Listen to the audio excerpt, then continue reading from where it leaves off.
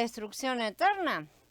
La mayoría de los cristianos consideran que el tercer pilar, la muerte y destrucción, se refiere a un infierno eterno de sufrimiento o a un estado de aniquilación, dependiendo de la teoría de castigo que elijan.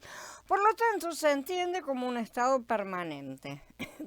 Creo que si comparamos de cerca escritura con escritura, ¿sí? Renglón por renglón, línea por línea, vamos a ver que esto no da en blanco de lo que Elohim es. Incluso en la muerte y destrucción, Elohim no va a ser derrotado. Es necesario que el cielo lo retenga hasta los tiempos de la restauración de todas las cosas, de la cual habló Yahweh por boca de sus santos profetas que han sido desde tiempo antiguo, dice en el libro de Maaseh. De Hechos, en Corintios 5, nos ha confiado el ministerio de la reconciliación, que mediante el Mashiach Elohim estaba reconciliando al mundo consigo mismo.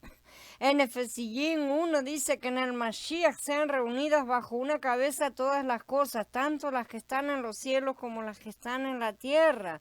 En Colasiyín, porque el Padre quiso que en él habitara toda plenitud y por medio de él reconciliar consigo mismo todas las cosas, tanto sobre la tierra como en el cielo, y después de hacer la paz mediante su sangre en el madero. A ustedes también, aunque en otro tiempo estaban apartados y eran enemigos por tener la mente ocupada en las obras malas, ahora los ha reconciliado.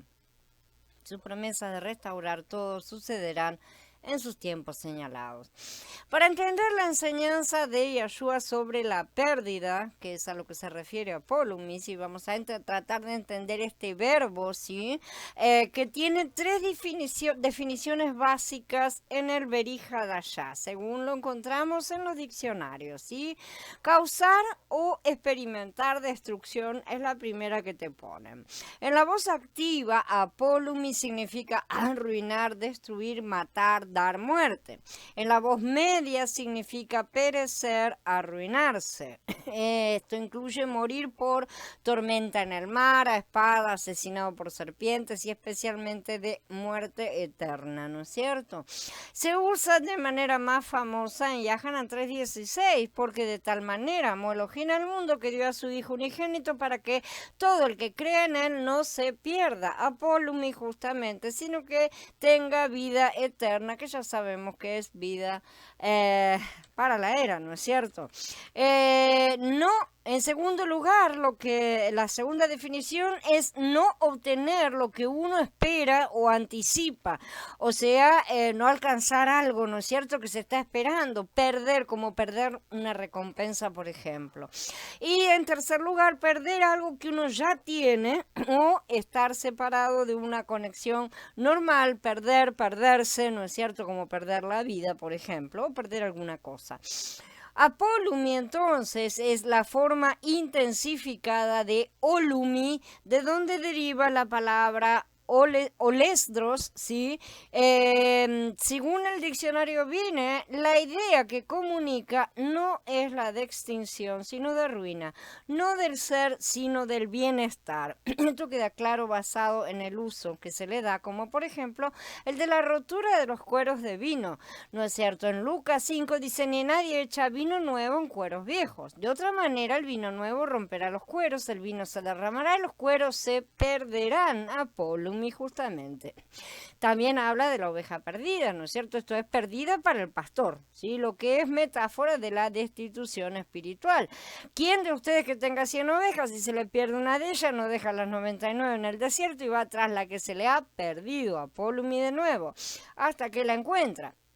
El hijo perdido y los perdidos en general, porque este hijo mío estaba muerto y ha vuelto a vivir, estaba perdido y lo hemos hallado, o sea que no estaban destruidos, ¿no es cierto? Porque no los encontraron destruidos, porque el Hijo del Hombre ha venido a buscar y a salvar lo que se había perdido, porque de tal manera amó Elohim al mundo que ha dado a su Hijo unigénito para que todo el que en él cree no se pierda, ¿no es cierto?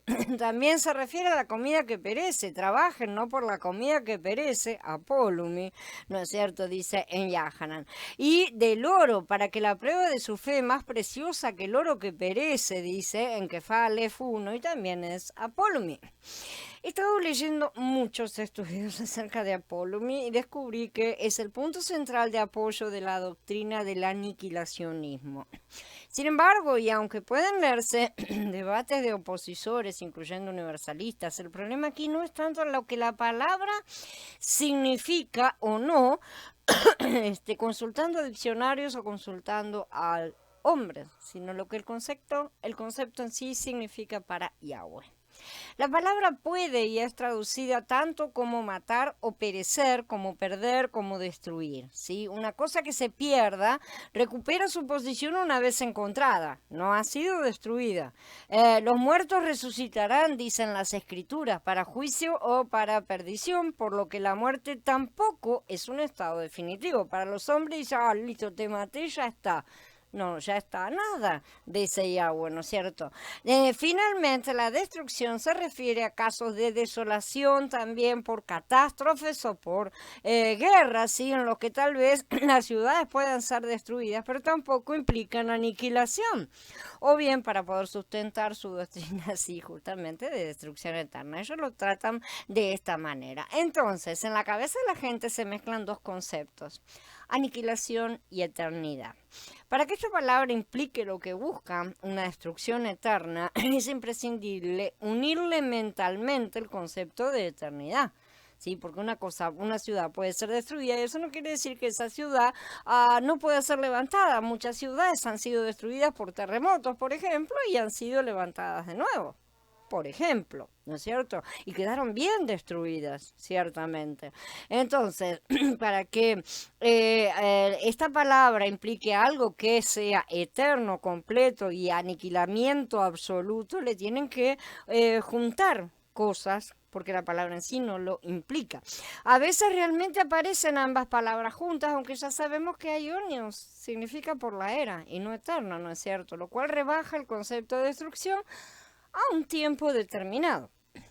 Nosotros no tenemos la mente de Yahweh. Ya sería hora que la soberbia de los hombres se tome unas vacaciones, ¿sí? Un pseudo erudición incluida. Si eliminamos de nuestras mentes el concepto de eternidad conectado con lo que implique perdición, castigo, destrucción, sí, nos vamos a dar cuenta de que la destrucción ciertamente existe. Y no vamos a decir que no. El castigo también existe, sí.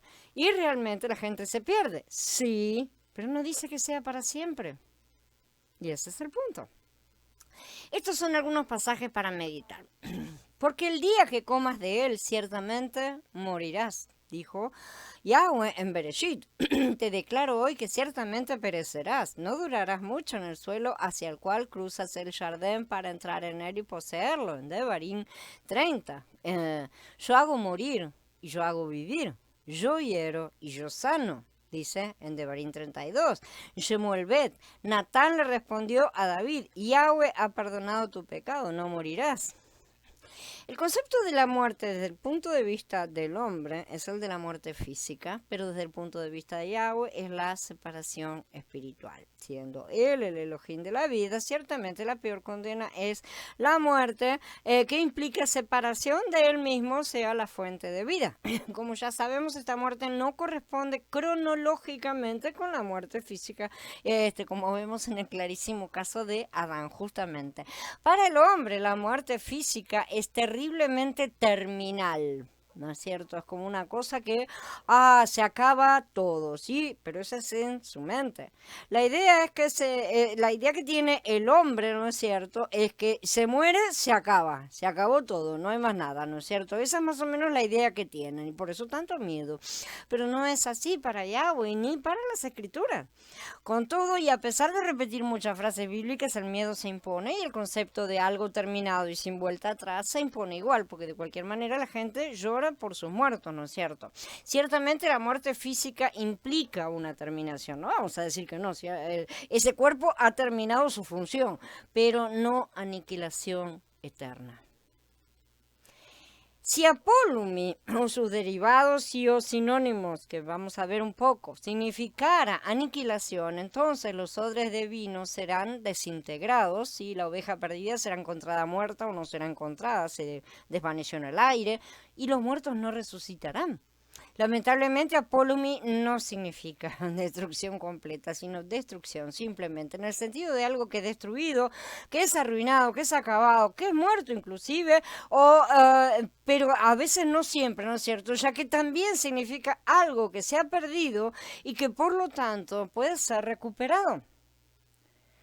No hay nada de eternidad ni de que mantenga ese estado de destrucción o de perdición para siempre.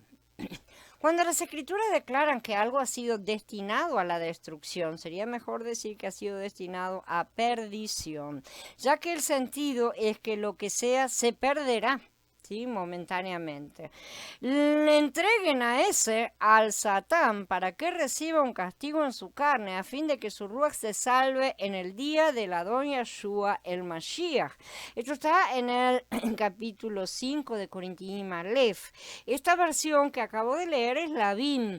En otras versiones, y yo les dejo cuál es cada una lo que está diciendo, dicen destrucción de su naturaleza pecaminosa, perdición de la carne, ruina de la carne, destrucción de la carne, para que su vieja naturaleza sea destruida, para que su cuerpo sea destruido, para mortificar su sensualidad. En fin, cada uno sabe cómo traduce, ¿no es cierto? La palabra para carne aquí es sarx. Realmente lo correcto es traducir carne, ¿sí? Que no representa únicamente la carne física, sino también la espiritual. Entonces no está mal del todo, pero como que o eligen uno o eligen otra cosa, y eso sí está mal. A veces se refiere al ser humano, y algunas versiones se toman la libertad de traducirla de esta manera, ¿sí? Así que dice, así que por obras legales ninguna carne se justificará delante de él, dice Romanín 3:20, pero también se refiere a la carne en el sentido espiritual, porque mientras estábamos en la carne, dice Shaul, ¿no es cierto? Entonces tiene varias implicaciones. Ciertamente Shaul no estaba implicando que los hermanos hacían eso cuando estaban en la carne, en el sentido de que ahora eran seres incorpóreos, ahora no tenían carne, se murieron y eran fantasmas, ¿sí? No, estaba confrontando la carne con el ruaj y el hombre interior, ¿no es cierto? Entonces, a lo que se refería Shaul era a que el implicado fuera entregado a la perdición de la carne. Y agrega la explicación: a fin de que su ruach se salve en el día del Adón. Aquí vemos que aun cuando la carne de ese hombre, y no hablamos acerca de la carne física, sino la espiritual, no tenían que someterlo a flagelos ni nada por el estilo, aunque hablamos de que esa carne debía ser entregada a muerte, eso es lo que dijo Shaul literalmente, ¿sí? No castigo, como traduce Lavín, que está equivocado, esto no implicaba para nada la aniquilación del sujeto, todo lo contrario, está diciendo que la situación en la cual iba a ser entregado para que Hasatán se ocupara de esa persona, trayendo de todo tipo de situaciones, porque no son las personas, sino que es el Padre, y el Padre manda a Hasatán a fin de que esa carne fuera puesta a muerte en la vida de la persona, no matando a la persona, para que su vida espiritual no se perdiera en el día del Adón, o sea, en el juicio.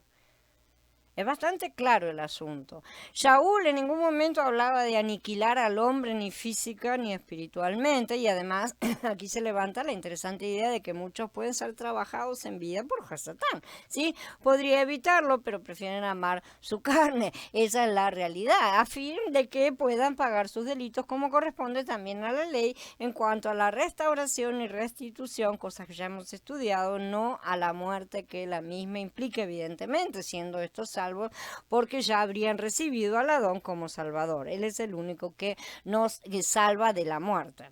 Entonces, para Elohim, la idea de destrucción no implica aniquilación, ¿sí? Y por consiguiente, el fracaso, la pérdida completa del objeto y todo lo demás. Para nuestro Padre Creador, la muerte no es un fin, al contrario, es un comienzo. En verdad les digo que a menos que el grano de trigo caiga en la tierra y muera, queda solo, pero si muere, lleva mucho fruto. Dice Yahana en capítulo 12. Nuestro Adón vino a morir. Entonces la muerte no puede ser, o la destrucción del cuerpo físico junto con la muerte no puede ser una cosa terminal. Él no es un Elohim de muertos, sino de vivos, dice Matías 22. En Corintiim Aleph 15 dice, lo que siembras no surge a la vida si antes no muere. Y asegura que el que ha muerto ha sido liberado del pecado. Y sabemos que nuestro viejo hombre quedó ejecutado en el madero con él, para que se destruya el cuerpo pecador, para que ya no seamos esclavos del pecado, porque el que muere se libera del poder del pecado. Romanos 6. Entonces, la muerte de la carne, tanto física como espiritual, es terrible a los ojos del hombre natural, pero preciosa a los ojos del Padre. Preciosa es a los ojos de Yahweh la muerte de sus santos, dice el Mismor 116. Para los hombres naturales todo lo que toca sus carnes es terrible, es doloroso, es visto como algo negativo y por lo tanto tratan de disociarlo de la mano del Padre si son creyentes, ¿no es cierto? Algunas traducciones ponen exactamente lo contrario de lo que el Pasuk dice, diciendo, por ejemplo, la muerte de sus fieles es dolorosa a la vista de Yahweh. Esta es la traducción de la BIM. No dice dolorosa en ningún lugar, no dice absolutamente eso. O sea, está diciendo exactamente lo contrario. Inclusive otros dignifican esto diciendo estimada es la muerte por Yahweh. Por ejemplo, la Reina Valera. Mentiras de hombres carnales que no quieren saber nada acerca de la muerte de la carne. La muerte física no significa nada para aquel que es la verdadera vida. Al contrario, siendo que esta vida que decimos tener es muerte, simplemente perecería por sí misma, por su condenación de muerte, si no la hiciera morir para la resurrección. Entonces, podemos ver que el concepto de destrucción de los hombres no tiene nada que ver con el de Yahweh.